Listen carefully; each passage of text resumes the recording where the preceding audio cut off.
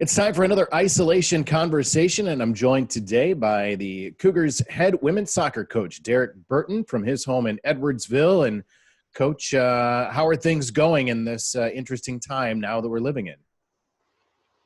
Going well here. Going well with the team as well as could possibly be imagined in terms of, circumstances, obviously, but all is well here. So, we got two at home that have pretty much daily work, at least a few times a week, and just kind of helping manage that a bit and doing what we can with the team and logistically with our staff to continue try to thrive as much as possible.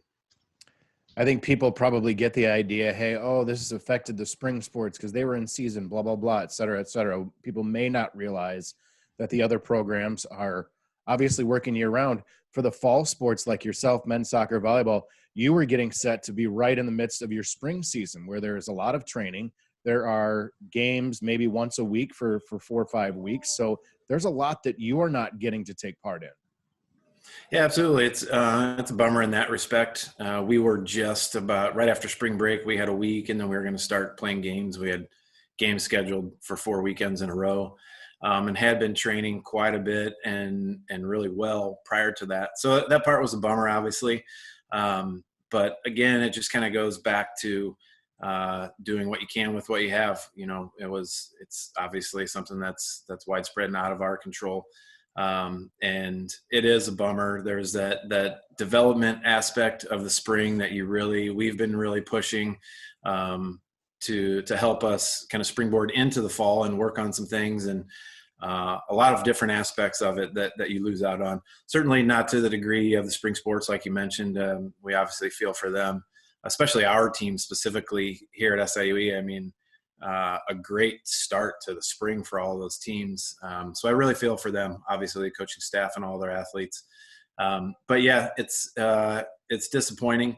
And, it's an adjustment period for the players not having what they know of as their daily life, not just the school aspect of not going to class and being on campus every day, but really being together and being able to do everything that we do during this time period, in the school year.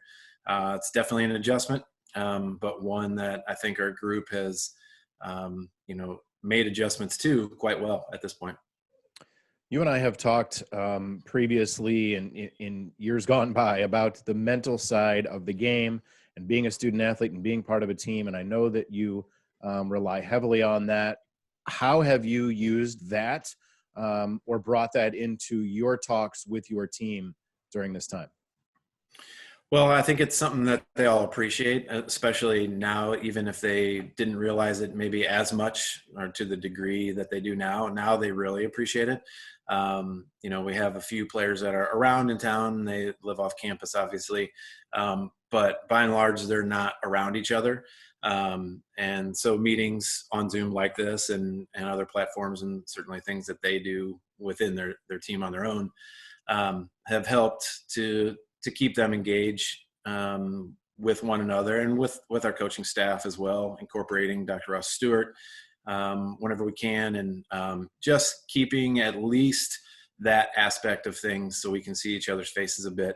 And it is a big deal in terms of kind of how our team feels and how they function at their optimum level. It's being around one another. I think that's truly a strength of our team is the relationships that they have and the type of people that we have in the program. And, again, it's just another part of that challenge of not being around one another on a daily basis. They certainly miss that for sure.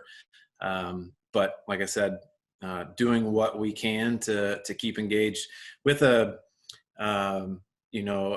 focus some on the soccer side of things just recently, but the first few weeks, going into this kind of situation, it was more about just seeing each other and helping the team settle into what was going to be a new normal for the foreseeable future and kind of coming to grips with that on the school side of things, but also, the mentality shift of we're not together to train and do the things that need to be done in order to prepare for the upcoming season.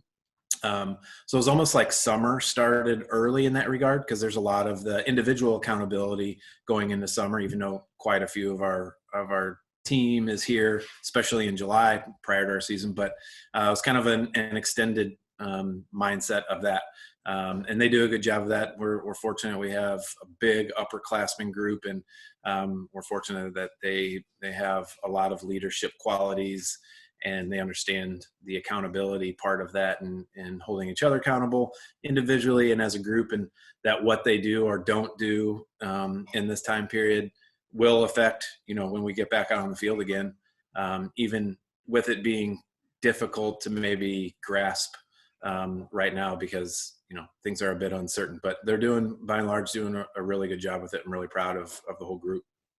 You echoed on social media something that Dr. Ross Stewart said to me, and I assume she said to you guys, is be where your feet are, and that really is an important mindset right now, isn't it? Yeah, absolutely. Everyone has a little bit, speaking about our team, everyone in general does too, but speaking about our team specifically, everyone has a little bit of a different scenario that they're in. Some are at their parents' home away from campus. Some are at their parents' home, within 30 minutes to an hour from campus. And some are here in town at their off-campus house.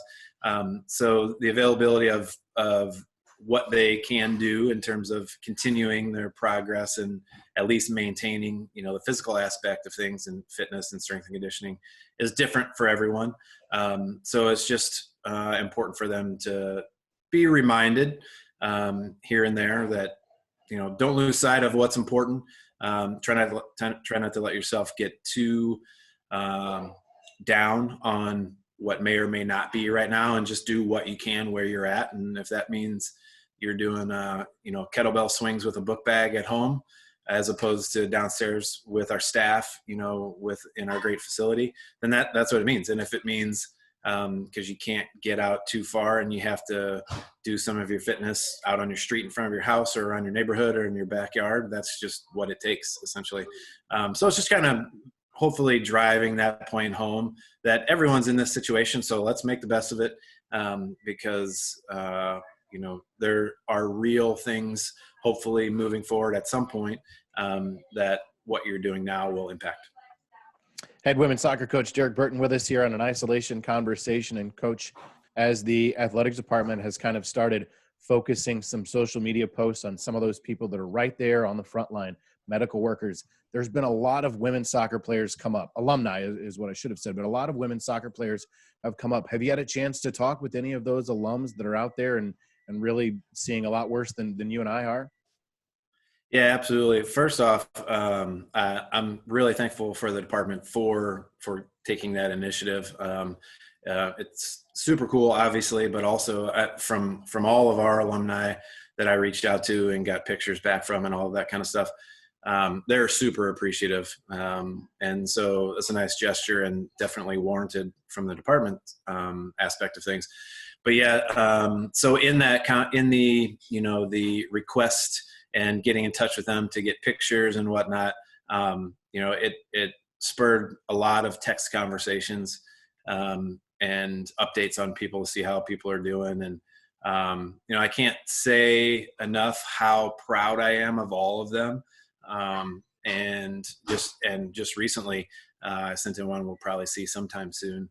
An alumni that was a senior in my first year here. So she graduated in 2009 and is a nurse. And it was nice to reconnect with her. I can't really state how proud I am enough of all of them.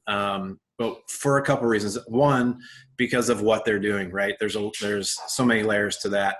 And the commitment and the servant leadership that speaks to. But secondly, I think it's nice to see some, I guess validation maybe is a word, or some confirmation of what we're doing in our program, in our department, because I'll be honest, there's a lot of Division I athletes that are told in the recruiting process that they can't major in nursing, that they cannot get into nursing, that certain programs don't allow it.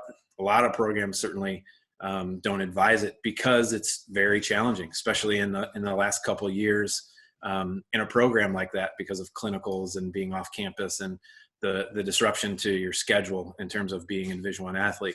And I'm really proud of the way that that our program has been able to flourish through that. We're, a competitive program that has championships, and each of those championships that we've had and the ones we've competed for, we've had upperclassmen nursing majors on those teams. This past year is no different. Lexi Royal was a senior year nursing major in the fall. Very challenging schedule, and had an outstanding year for us in those challenging circumstances. So I'm really proud that we are able to do it. I mean, coupled with the fact that we have a great nursing program, and it's widely known, and it would be a little bit hypocritical of me to not want to allow people that are attracted by that program and are interested in playing soccer here that we're interested in, recruits that we're interested in. It'd be foolish of me not to pursue that. So it's just about working within, the framework of their program and their schedule. And I'm super proud of all those players doing that, and us flourishing alongside that. And it started when I first started here 12 years ago.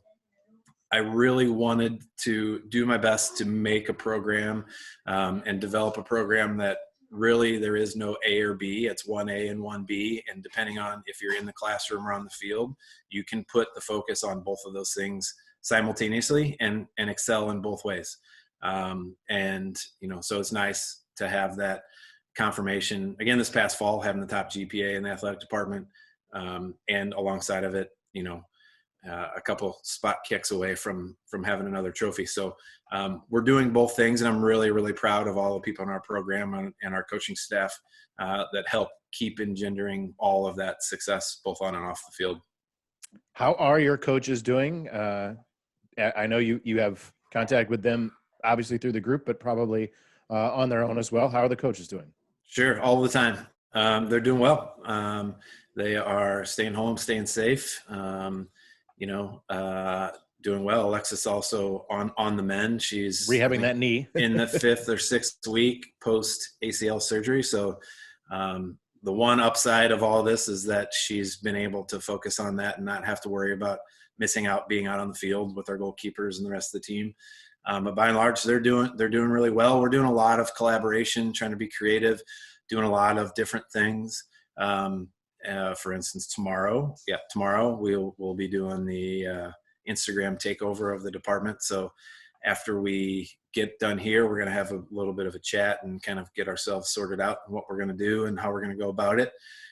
So it's daily communication and lots of text and 2-3 conference calls a week, and then our Zoom calls that we have with our teams or positional groups. We typically stay on for a little bit and just use that time to kind of reconnect again, and always end up usually on a Friday wrapping up the week and thinking about what we're going to do the next week. And like I said, like you mentioned, just trying to do what we can to be creative and schedule things and keep the group engaged to make it interesting, make it as fun as possible. But then also just recently here this week and last, starting to get use our soccer brains a little bit more. Something recommended by Dr. Ross Stewart. Can you do a lot of tactical things? You could, but where's the carryover and the retention into games into August and September? That's a difficult gap to bridge, but it is helpful just to talk about soccer. And so we started this week doing positional groups, doing some game analysis of some U.S. women's national team games, some clips, and just analyzing things, asking questions within our positional groups just to talk about what they see. And, we can't do it on the field, so let's do it, while sharing video and make the best of it. And how is the family? You have a high schooler and a middle schooler, correct? Great. Yeah. I have a sophomore and a 6th grader. So they are doing well. The district's done a good job of communicating and making sure stuff's out there. So they have a bit of work most days. Certainly my sophomore has a little bit more than the 6th grader, but You know, they have some interactive stuff. They're doing some Zoom calls, and you know, the teachers have been really good at communicating and making sure things are out there. So I'm trying to be as positive as possible. You know, Jackie, my wife, works every day. She's at an essential employer, so she's not here each day. So it's, in that sense, good to be here and kind of just be, you know, not that they need a bunch of help, but in case there's a question, in case there's something pops up, nice to be here and be able to assist that way, and get my work done at the same time. I imagine, like me, you are impressed by what our kids have done and how they have adjusted to this as well. Yeah, absolutely. I know, for my kids, they miss obviously the day-to-day and seeing their friends. But the technology side of things, you know, they've just acclimatized very well. You know, they just jump right in. And they are, you know, at least now they are liking the fact of being home, and, you know, thankfully we're fortunate to have a place that we really like, and we have enough going on here. You know, we have a trampoline, we have a basketball net, we have stuff in the garage to be able to work out. We live in a neighborhood where it's nice to walk. You know, there's plenty to do to be able to get out, especially on days like today and yesterday when it's nice. So it's not horrible, right? They miss their friends, the social aspect of things, and all of that. But I think we've done a decent job. They've done a great job of just keeping perspective and doing what's best right now. Derek, I appreciate you taking some time. I look forward to the time when you and I are having a conversation on the sideline and not, Absolutely, you know, over the laptop, obviously. Yeah, absolutely. I look forward to it too. And I appreciate the opportunity to speak. Well, good luck with the Instagram takeover as well. Thanks. I'm going to need it. I'm going to have to do I'm going to ask my daughter for a little, a tutorial on a couple of things, finer details of some things, but we'll give it our best shot. We appreciate it. Thanks again, Derek. Thanks, Joe.